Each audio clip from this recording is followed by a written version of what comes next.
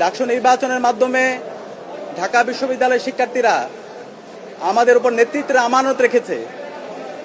আমরা দৃঢ়কণ্ঠে বলতে চাই, ডাকসু নির্বাচনে ঢাকা বিশ্ববিদ্যালয়ের শিক্ষার্থীরা সাদিক কায়েম, এস এম ফরহাদ, মহিউদ্দিন খান সহ ঐক্যবদ্ধ শিক্ষার্থী জোটের আমাদের প্যানেলের উপর যে আমানত রেখেছে, আমরা সেই আমানতের যথাযথ হক আদায় করবো ইনশাআল্লাহ।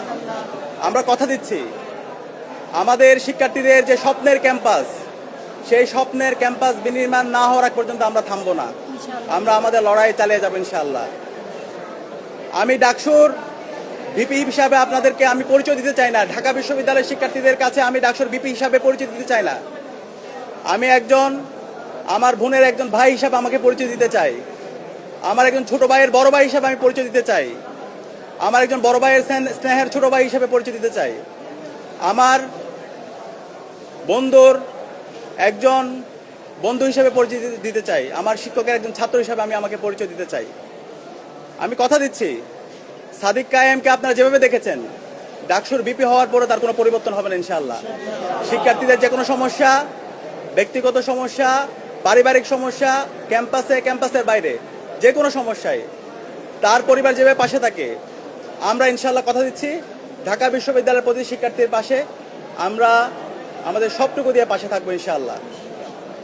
প্রিয় উপস্থিতি, আমরা এই ডাকসু নির্বাচনের দেখতে পেয়েছি, নির্বাচন আয়োজন করার জন্য আমাদের বিশ্ববিদ্যালয়ের শিক্ষার্থীরা রাত দিন এক করে কাজ করেছেন। আমাদের শহীদদের আত্মত্যাগের মাধ্যমে আজকে এই ডাকসু নির্বাচন অনুষ্ঠিত হয়েছে এবং এই নির্বাচন সফল করার জন্য আমাদের নারী শিক্ষার্থী যারা আছে তাদের অগ্রণী ভূমিকা ছিল এবং জুলাই বিপ্লবে আমাদের বোনদের আমরা অগ্রণী ভূমিকা দেখতে পেয়েছি। তারা আমাদেরকে সাহস জুগিয়েছে। আমরা আমাদের এই ক্যাম্পাসকে সবার জন্য একটা নিরাপদ ক্যাম্পাস হিসাবে বিনির্মাণ করার আমরা প্রতিজ্ঞা করছি। একই সাথে আমাদের এই ঢাকা বিশ্ববিদ্যালয়ের যেই ধর্মের, যে পথের, যে মতের, যে আদর্শের লোক না হোক না কেন, আমরা সবাই একসাথে কাজ করব।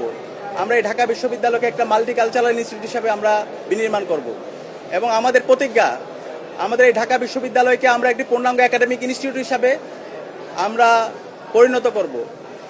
একজন বিশ্ববিদ্যালয় শিক্ষার্থী প্রথম বর্ষ থেকে তার চমৎকার একাডেমিক এনভায়রনমেন্ট এখানে পাবে, গবেষণার পরিবেশ থাকবে, তার আবাসন নিয়ে ভাবতে হবে না, তার খাদ্যের নিরাপত্তা থাকবে, স্বাস্থ্যের নিরাপত্তা থাকবে এবং আমাদের নারীদের জন্য একটা নিরাপদ ক্যাম্পাস হিসেবে আমরা গড়ে তুলব।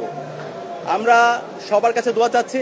সারা দেশের মানুষ আমাদের জন্য দোয়া করেছেন, আমাদেরকে পরামর্শ দিয়েছেন, বিশ্ববিদ্যালয়ের শিক্ষার্থীরা আমাদেরকে পরামর্শ দিয়েছেন।